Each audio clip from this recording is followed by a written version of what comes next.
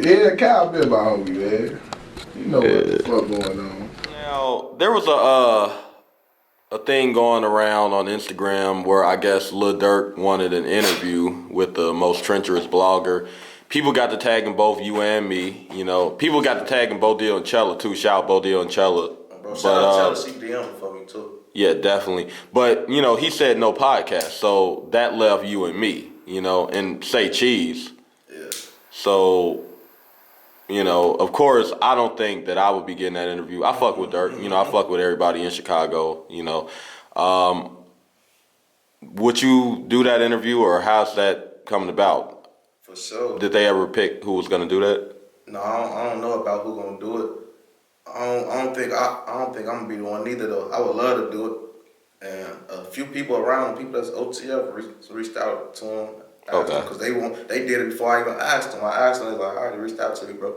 So you feel me? Like a couple people did, but I don't know. Like I can't say what he'll do, cause I never met him, so I don't know what type of person he is for real. Okay.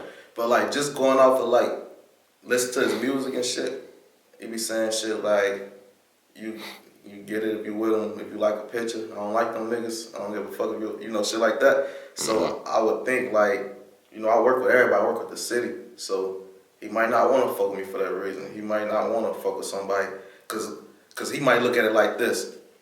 He could be looking at it like, if I help you, I'm helping my ops, because if I do an interview with Dirk, I'm not gonna stop working with his enemies. You feel me? So that means whatever I just gained from working with him, that shit trickle down on him. So I don't know if that's why he's not doing it. But then I seen the post that he made and said some shit like, you know, how could I fuck with you when you kicking with niggas that want to kill me?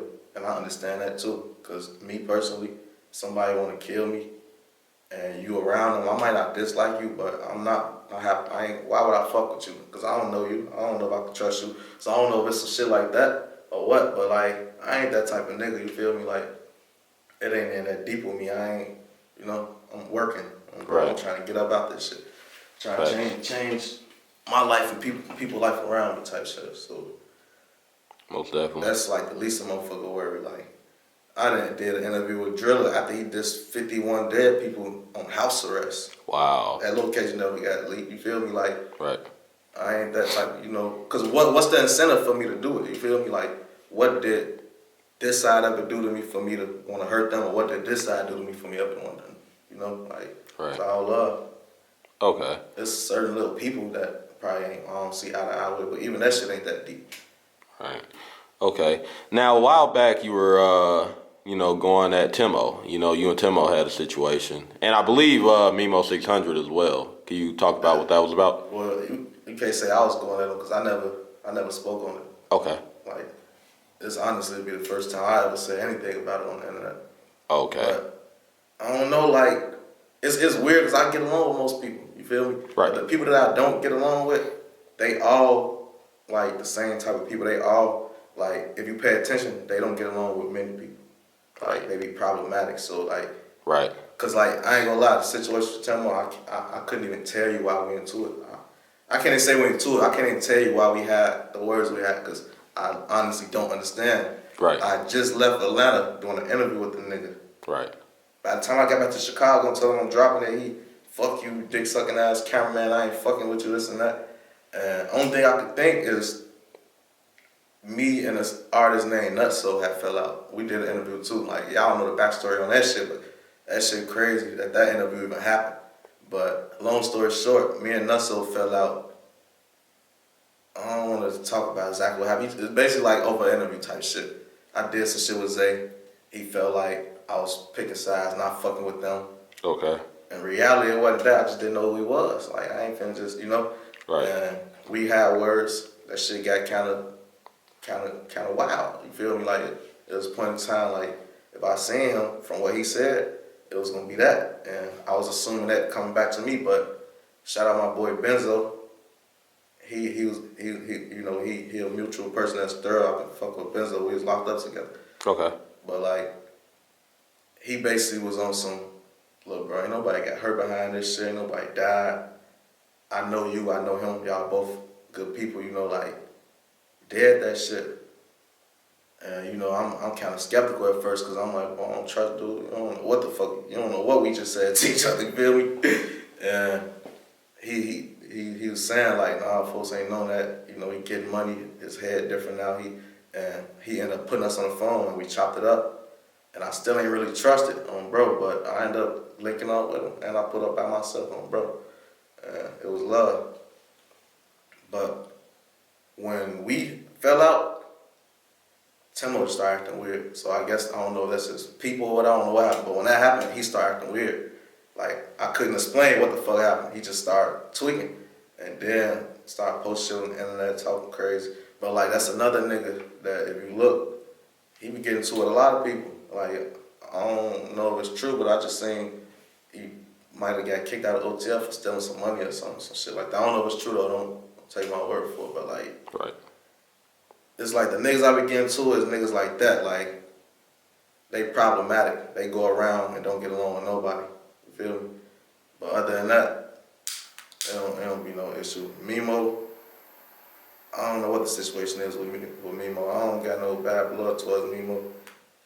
Me and Mimo, same thing. Right after the interview, literally right after the interview, that bitch dropped, and he got the DM me just tweaking.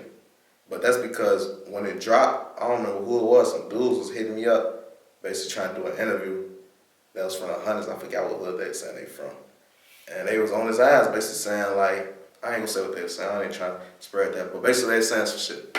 And they was trying to do an interview, and I'm telling them like, bro, I'll do an interview with y'all, but if the purpose of the interview was just to expose him, I ain't really trying to do that. Like, do y'all rap? This ain't what my brand about. I'm trying to promote something. Like, it don't matter what it is. You could be a singer, dancer. So they like, yeah, a couple of us do, but not for real. I'm like, all right, if y'all got rappers and y'all for real, we could rap, and we worked out a deal. I don't want to say what, but we worked out an exchange or whatever. And I was telling them like, I'm not gonna stop y'all from saying whatever y'all gotta say, but just don't make the purpose of the interview to, you know, try to expose a nigga, especially a nigga I just worked with, you know? Right. And once I agreed to do the interview and shit, I guess they screenshotted our messages and posted it and said like, shout out 16 interview coming soon. I think I might even reposted it. And Mimo DM'd me and said something like, on Lil Steve, tweak if you want. And I don't know what it was. Bro, what you mean? He like, I seen no messages, this and that. I'm like, you telling me you seen the messages like I said something wrong. Like, I actually was trying to look out for you, you feel me? Like, cause they was saying some crazy shit. And I'm like, bro, I don't want just, that's like, it don't feel right to me just trying to kill a nigga character for no reason.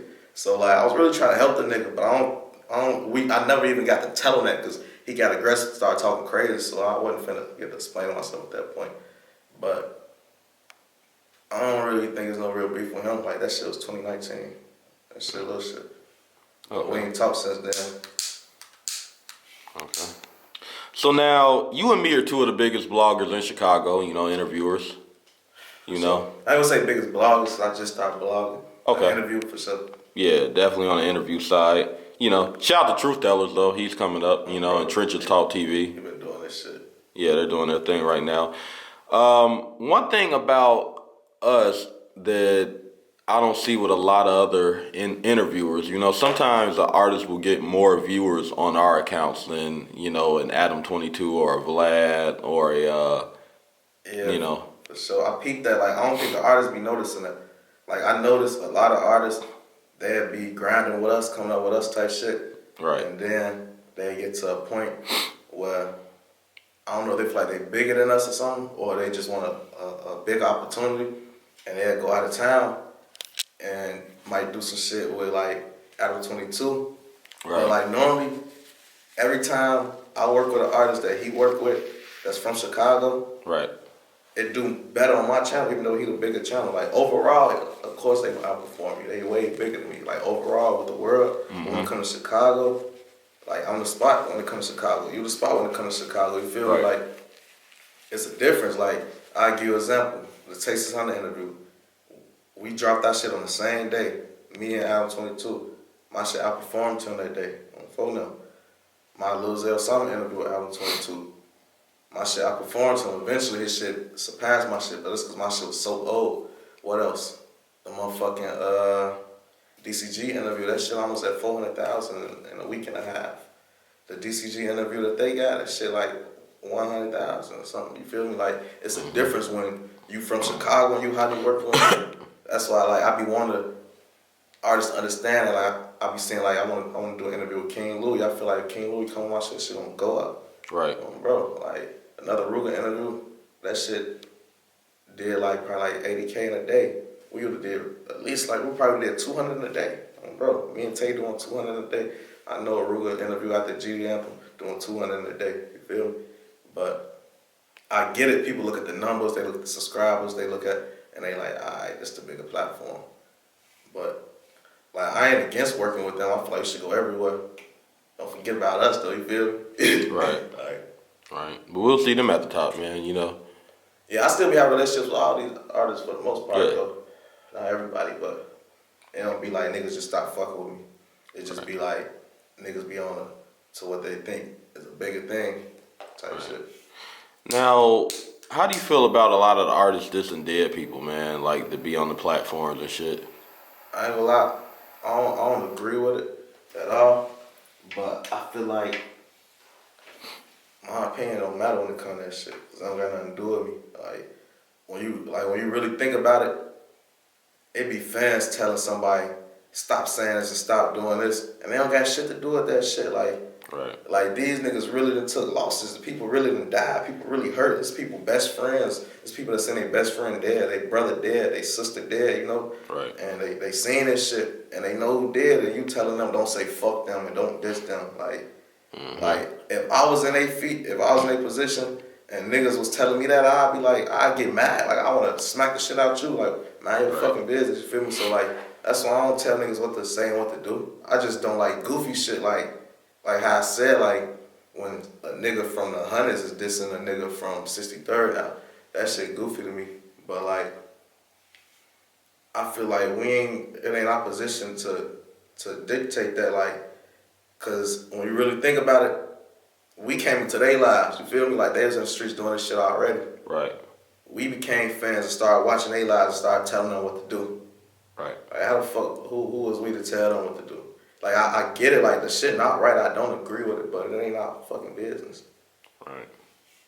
Like we not emotionally tied to the shit they are. Right. How you gonna tell a motherfucker that's hurting and pain and mad what the fuck to do? One thing I want to know, bro, you know, how did you get the Foolio interview, man? That was pretty dope. I ain't gonna lie. Shout out Foolio, we got another one coming soon too. Wow. But I ain't gonna lie, that shit was crazy, bro. I recently heard the I've been knew about Young Ace and Foolio for some years, but they had Young Ace made that Who I Smoke song, and I was listening to that shit, and I'm like, damn, this shit, like, it's like, I no disrespect, but like, that shit was raw, and it was like, I didn't like that. I liked it because I don't like that type of shit, like the disrespectful shit. Then I heard Foolio come with his shit. I'm like, damn, bro, these Jacksonville niggas going crazy. Like they remind me of Chicago. Like they got their own style. They doing their shit, but they on that drill shit. It's like Jacksonville drill. And I'm like, this is a city I could work with. This is a city I could fuck with because it remind me of home. And I know like the type of fans I got, they fuck with it. And I made a story, and I was listening to either Foolio or Young Ace shit. I'm like, man, somebody tell them niggas to get up with me. Like this shit hard. And like 2 minutes later, the nigga Foolio DM me, like, where you at? And we just went from there. And I'm like, damn, like, I don't know how he seen it. I don't know who followed me that probably told him. I don't know how it happened, but he DM'd me. He told me, like, he been fucking with that shit. Like, he been fucking with the Chicago shit, be watching my shit. Told him I fuck with this shit. And he had the hottest song at the time. Right. And I'm seeing him tax people for interviews back to back. As I'm there, people calling him back to back. He taxing them. The man's told me, he asked me how much everything costs and paid me half of what I paid to get there, even though I was gonna benefit from doing the interview with him. So I fuck with Foolio, bro. Man, real nigga. Shit, should have did more than that, bro. You shoot videos, shit. Bro. Shot a video with him, shit. You know. We probably fuck around, set some shit like that on one day. Yeah, definitely. Okay.